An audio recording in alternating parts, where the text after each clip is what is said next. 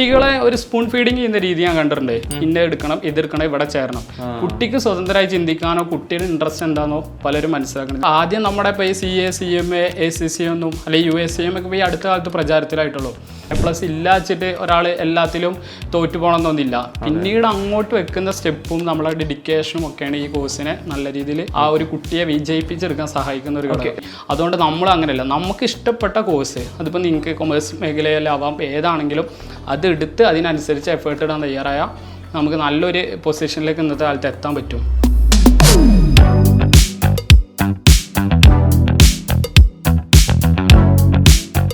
കേരളത്തിൻ്റെ വിദ്യാഭ്യാസ ഭൂപടത്തിൽ പ്രത്യേകിച്ച് ഈ വിദ്യാഭ്യാസവുമായി ബന്ധപ്പെട്ട് ചർച്ച ചെയ്യുന്നവരുടെ ഒരു മണ്ഡലത്തിൽ ഏറ്റവും കൂടുതൽ ഇപ്പോൾ ചർച്ച ചെയ്യുന്ന പ്രൊഫഷണൽ വിദ്യാഭ്യാസമാണ്. അതിൽ തന്നെ കൊമേഴ്സ് മേഖലയെക്കുറിച്ചാണ്.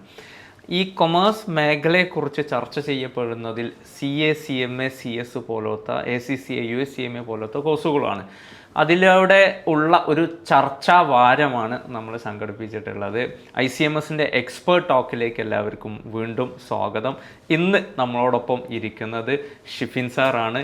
കഴിഞ്ഞ 6-7 വർഷത്തോളമായിട്ട് വിദ്യാർത്ഥികളുമായിട്ട് സംവദിക്കുന്ന സാറാണ്. Sir, welcome to ICMS expert talk. Thank you sir. നമ്മുടെ ഈ ഒരു സവിശേഷമായ സാഹചര്യം ഇപ്പോൾ കൂടുതലും ചർച്ച ചെയ്യുന്നത് നമ്മുടെ കൊമേഴ്സ് മേഖലയിലെ പ്രൊഫഷണൽ സ്റ്റഡീസിനെ കുറിച്ചാണ്.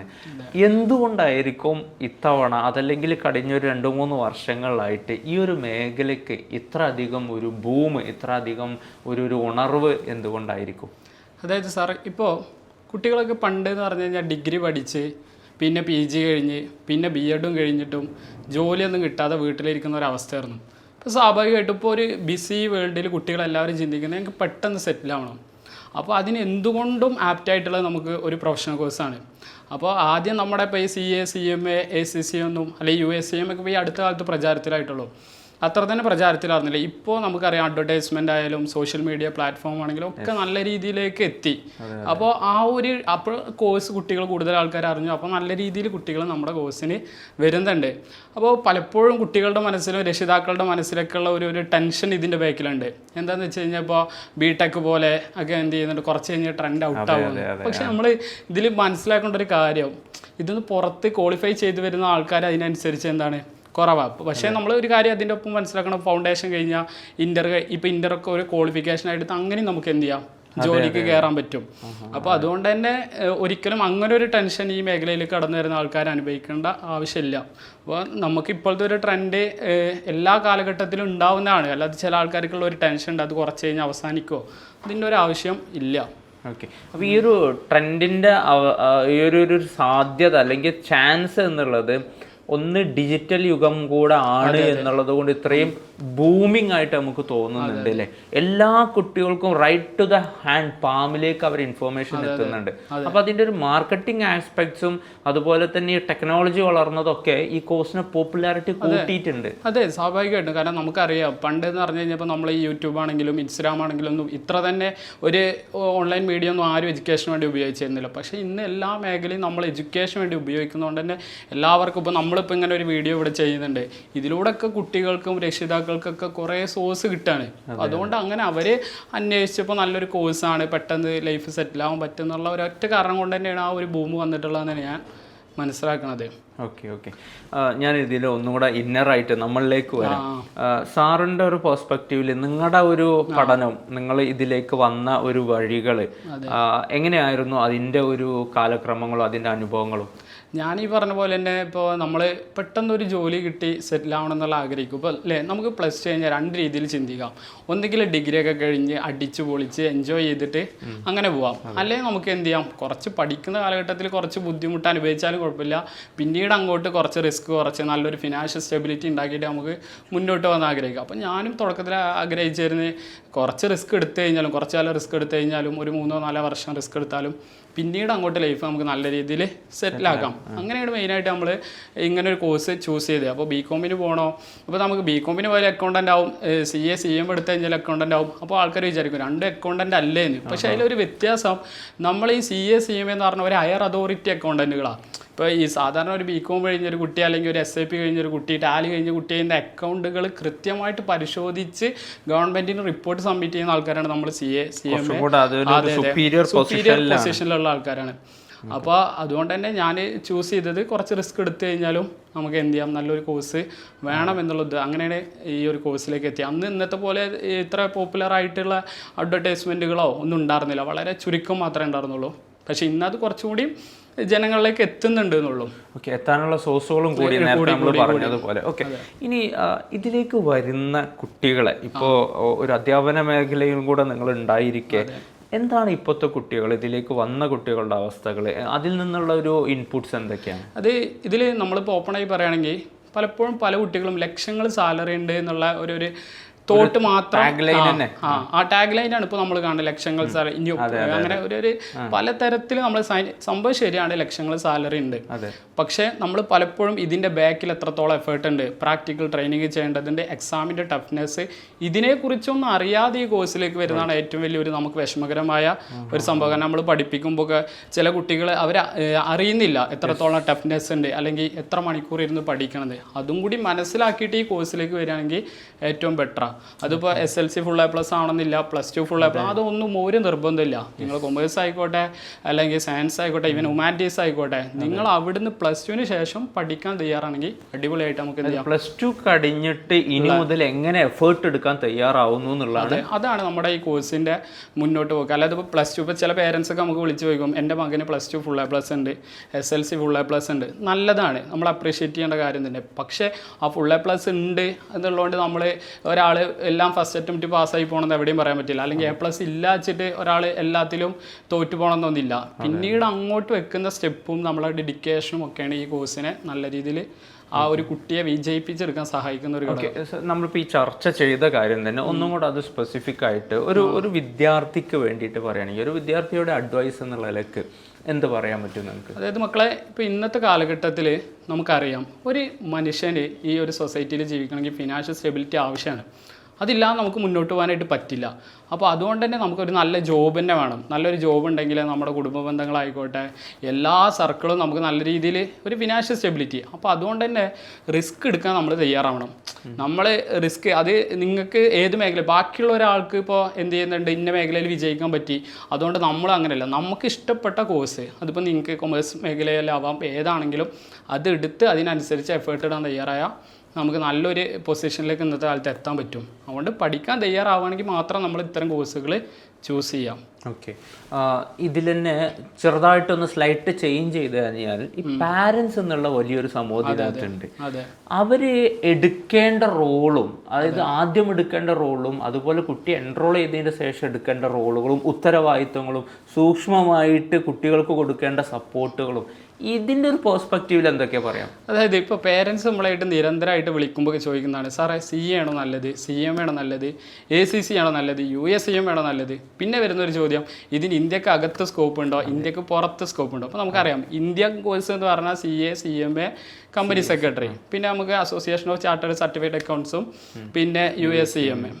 അപ്പോൾ ഇതിൽ ഈ പറയുന്ന പേരൻസ് ആദ്യം പലപ്പോഴും, ചില പേരൻസ്, എല്ലാ പേരൻസിനും അങ്ങനെ പറയുന്നില്ല, കുട്ടികളെ ഒരു സ്പൂൺ ഫീഡിങ് ചെയ്യുന്ന രീതി ഞാൻ കണ്ടിട്ടുണ്ട്. ഇന്ന എടുക്കണം, ഇതെടുക്കണം, ഇവിടെ ചേരണം.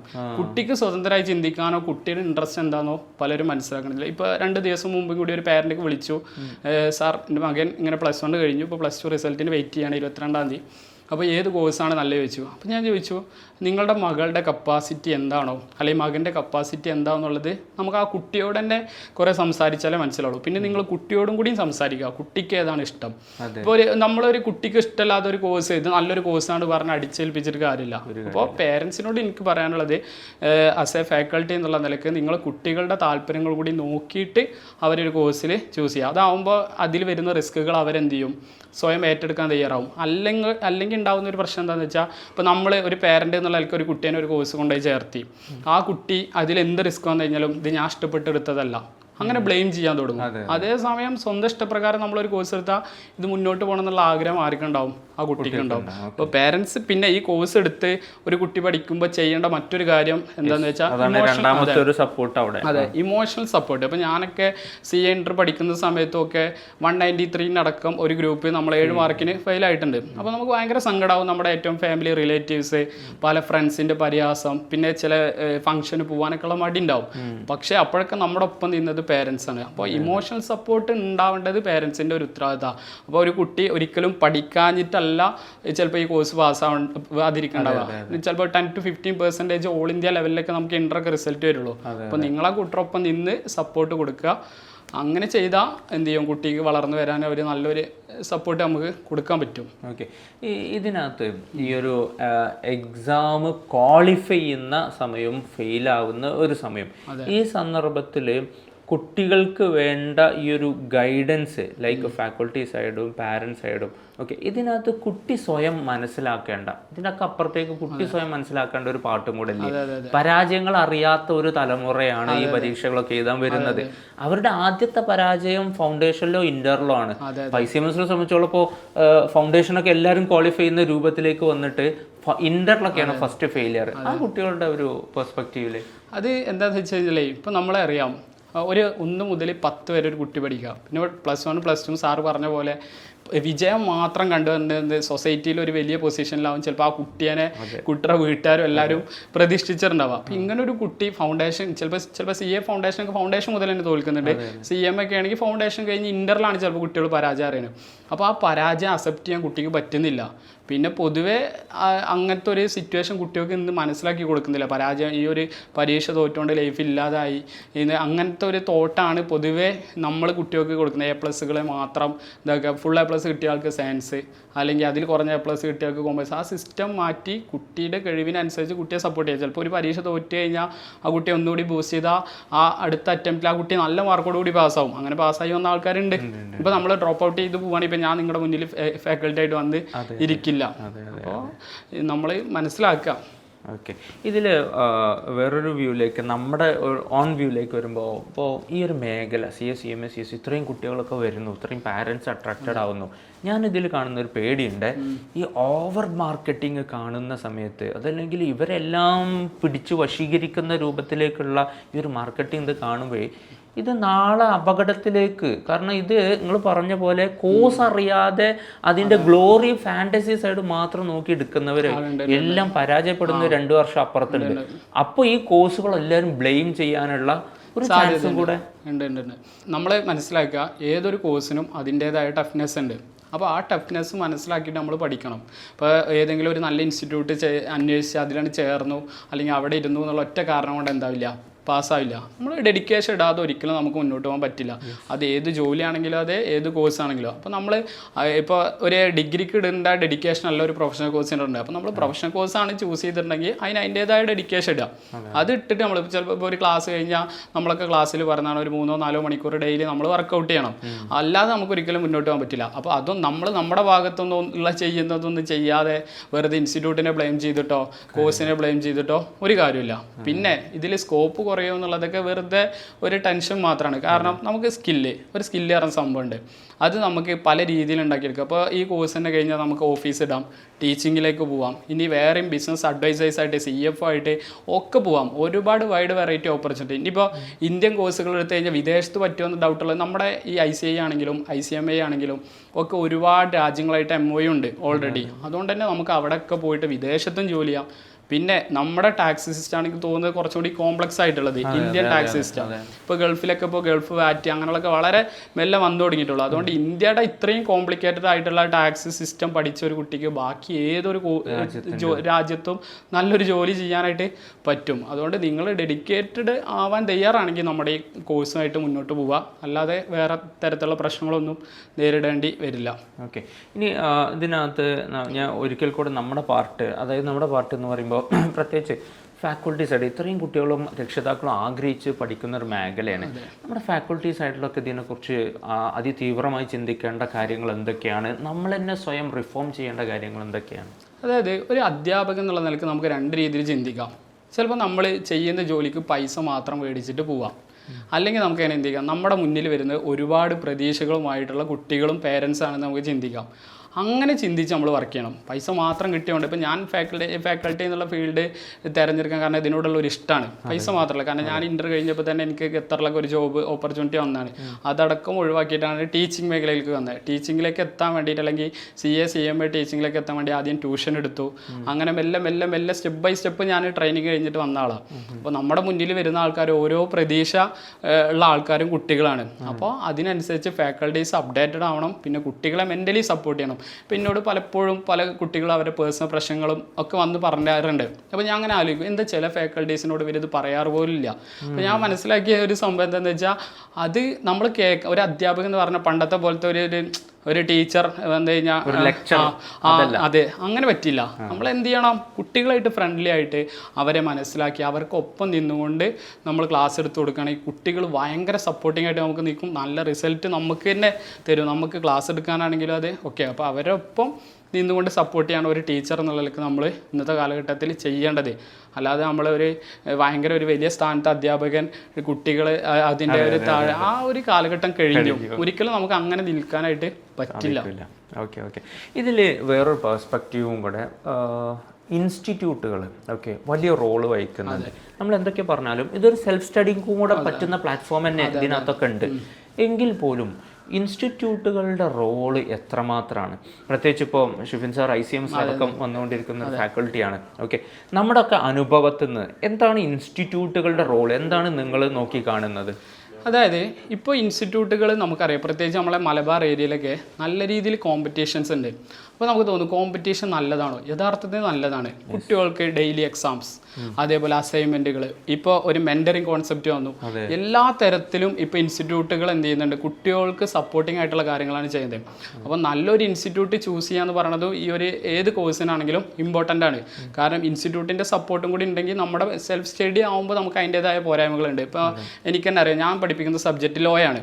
അപ്പോൾ പലപ്പോഴും പല കുട്ടികൾ സെൽഫായിട്ട് ലോ ഇരുന്ന് പഠിച്ചതിന് ശേഷം പിന്നീട് ക്ലാസ് അറ്റൻഡ് ചെയ്യാൻ വേണ്ടി വരുമ്പോഴാണ് അവർക്കിപ്പോൾ ചില വാക്കുകൾ, ലീഗൽ ടൈമിൻ്റെ ഒന്നും വാക്കറിയില്ല. അപ്പോൾ കൺസിഡറേഷൻ, അവരെ സംബന്ധിച്ച് ഇതെന്താ കൺസിഡറേഷൻ എന്ന് പറഞ്ഞു കഴിഞ്ഞാൽ അവർക്ക് ലീഗൽ ടൈം അറിയില്ല. ക്ലാസ്സുകൾ ഓഫ്ലൈനായിട്ട് അറ്റൻഡ് ചെയ്യേണ്ടതും അതേപോലെ ഇൻസ്റ്റിറ്റ്യൂട്ടിൽ പോയി അറ്റൻഡ് ചെയ്യേണ്ടതും കൂടി ഇമ്പോർട്ടൻ്റ് ആണ്. അല്ലെങ്കിൽ നമുക്ക് ചിലപ്പോൾ ഒരു റിസ്ക് എടുക്കുന്നതിന് തുല്യമാവും. ഇൻസ്റ്റിറ്റ്യൂട്ടുകളുടെ പ്രധാന റോൾ എവിടെ ആയിരിക്കണം എന്നുള്ളതിനെ കുറിച്ച് ചിന്തിച്ചു. ഇൻസ്റ്റിറ്റ്യൂട്ടിൻ്റെ പ്രധാന റോള് ഇപ്പോൾ ഒരു കുട്ടിക്ക് കോച്ചിങ് കൊടുക്കുന്ന സമയത്ത് അവരെ എക്സാം എങ്ങനെ എഴുതാൻ പഠിപ്പിക്കണം, മനസ്സിലാണ്. അതേപോലെ തന്നെ ക്ലാസ്സുകൾ കൺസെപ്ച്വൽ ക്ലാരിറ്റി. ഇപ്പോൾ ഒരു കോൺസെപ്റ്റ് ക്ലിയർ ആവാതെ ഒരു കുട്ടി ചിലപ്പോൾ കുറേ ബൈഹാർട്ട് പഠിച്ചിട്ട് പോയി എക്സാം എഴുതാതെ കോൺസെപ്റ്റ് ക്ലിയർ ആക്കണമെങ്കിൽ നല്ല ഫാക്കൽറ്റീസ് വേണം.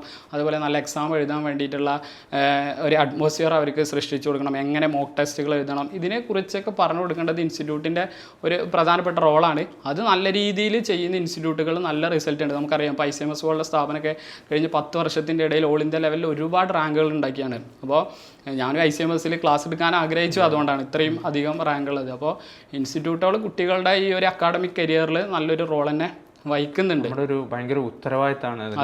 നമുക്കൊരു ഫാക്കൽറ്റീസ് ആണെങ്കിലും അതിന്റെ ബാക്കെൻഡിൽ വർക്ക് ചെയ്യുന്ന ഓരോ മെന്റേഴ്സ് പോലും അവർ ആ സെൻസ് ഫീൽ ചെയ്തെടുക്കും. ഒരു ടീം സപ്പോർട്ടോട് കൂടിയാണ് നമുക്ക് എന്ത് ചെയ്യാൻ പറ്റുള്ളൂ ഇന്ന് മുന്നോട്ട് പോകണത്.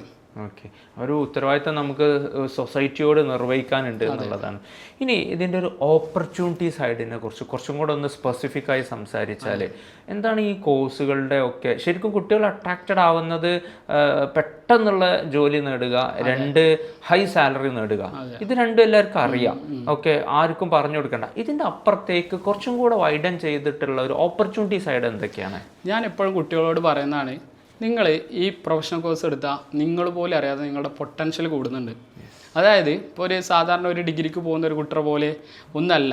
നമ്മുടെ ഡിഗ്രിയെ മോശമാക്കി പറയല്ല, പക്ഷെ നമ്മളൊരു പ്രൊഫഷണൽ കോഴ്സ് ആകുമ്പോൾ അത് എടുക്കുമ്പോൾ അതിൻ്റെ എക്സാമിൻ്റെ ടൈറ്റ്, അതേപോലെ കുറഞ്ഞ സമയം കൊണ്ട് കൂടുതൽ ഏരിയ നമുക്ക് പഠിക്കാനാണ്. അപ്പോൾ അങ്ങനെ പഠിച്ച് നമ്മൾ ഈ എക്സാം ക്യാച്ച് ചെയ്തെടുക്കുമ്പോൾ നമ്മൾ പോലും അറിയാതെ നമ്മുടെ പൊട്ടൻഷ്യൽ കൂടുകയാണ്.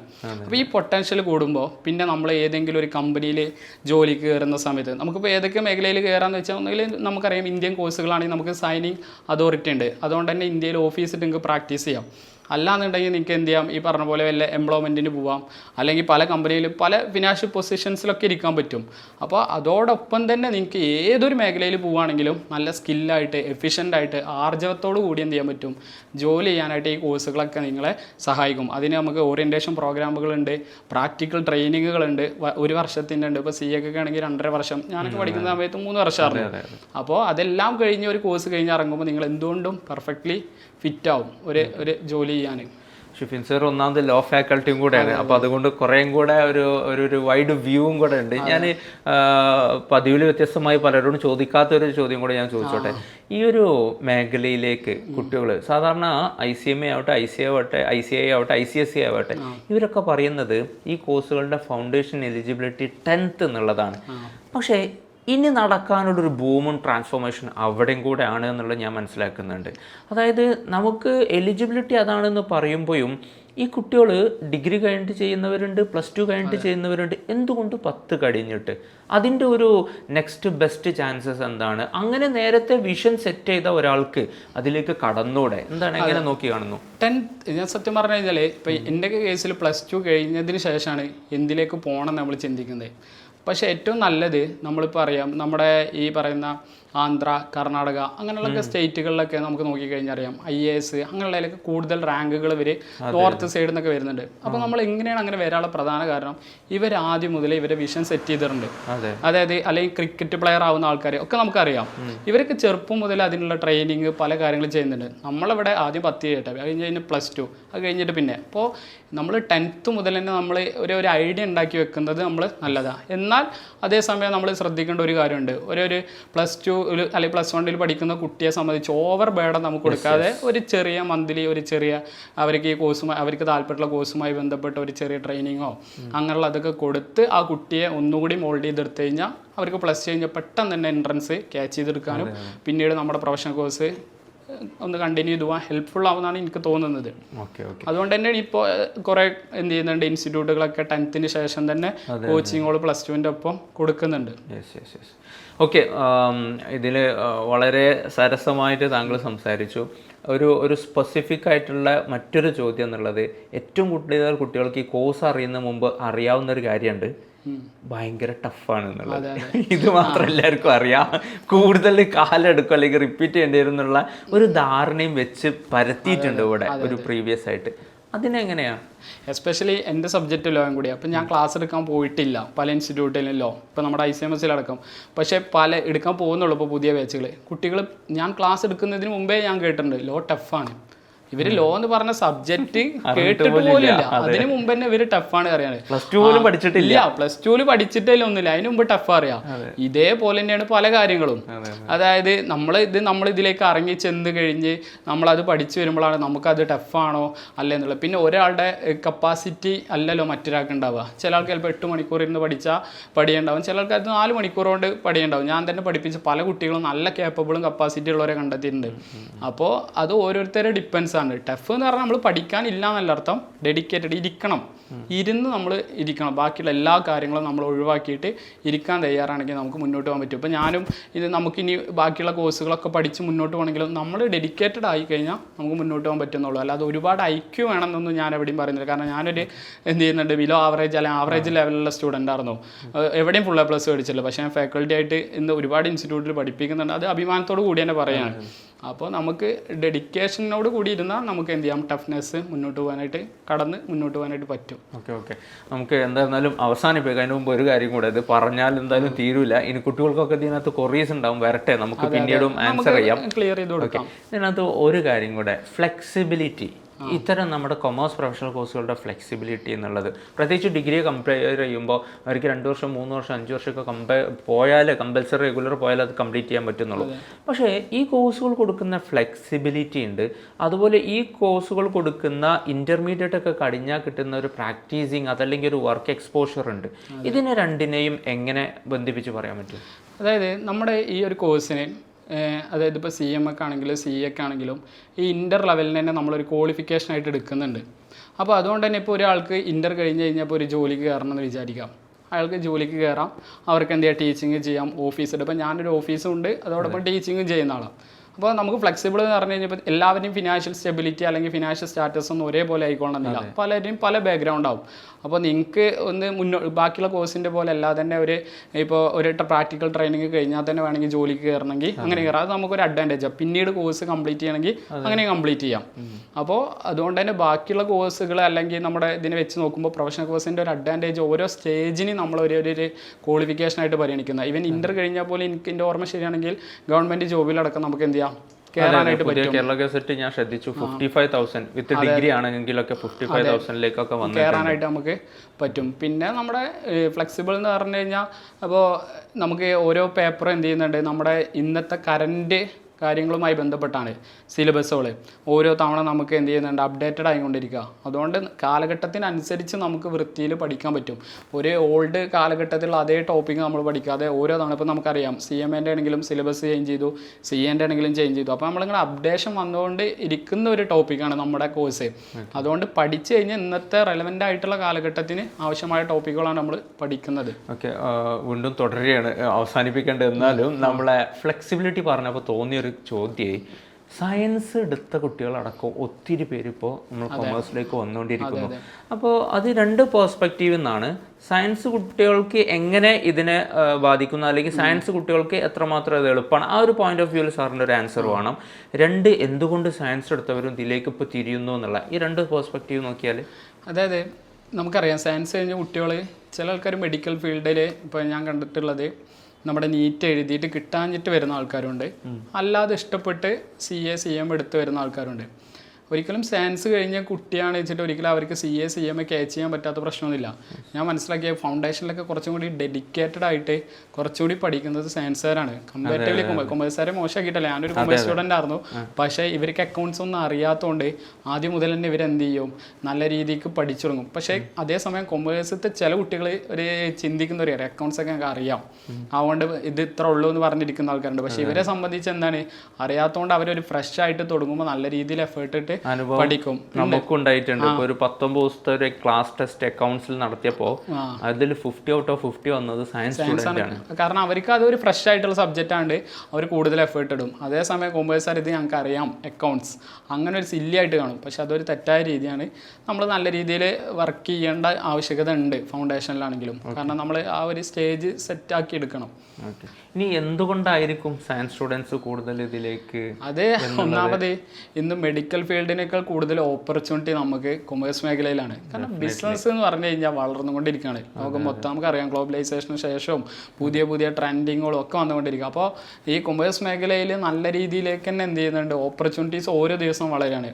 ഏത് മേഖലയിലും ഇപ്പോൾ ഏതൊരു ബിസിനസ്സിൻ്റെ ആണെങ്കിലും ഫിനാൻഷ്യൽ അക്കൗണ്ടിങ് സിസ്റ്റം അല്ലേ, financial accounting system backbone of every ബിസിനസ്സാണ്. അപ്പോൾ അതുകൊണ്ട് ഓപ്പർച്യൂണിറ്റി കൂടുമ്പോൾ നമ്മുടെ മേഖലയിലേക്ക് കൂടുതൽ ആൾക്കാർ അട്രാക്റ്റഡ് ആവുകയാണ്. എവിടെയാണോ നമുക്ക് നല്ല പൊസിഷൻ കിട്ടുന്നത്, സാലറി കിട്ടുന്നത്, ഗ്ലാമറസ് ജോബുള്ളത്, അവിടേക്ക് ആൾക്കാർ വരുന്ന പോലെ ഇപ്പോൾ എല്ലാ സയൻസിൽ നിന്നാണെങ്കിലും കൊമേഴ്സിൽ നിന്നാണെങ്കിലും ഹ്യൂമാനിറ്റീസിൽ നിന്നൊക്കെ നമ്മുടെ കോഴ്സിലേക്ക് നല്ലൊരു ഇൻഫ്ലോ കാണുന്നുണ്ട്.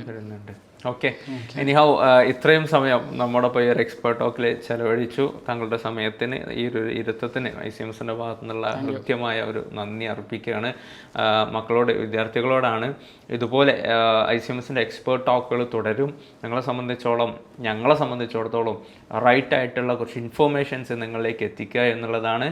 Stay tuned, it will continue. All the best. Thank you.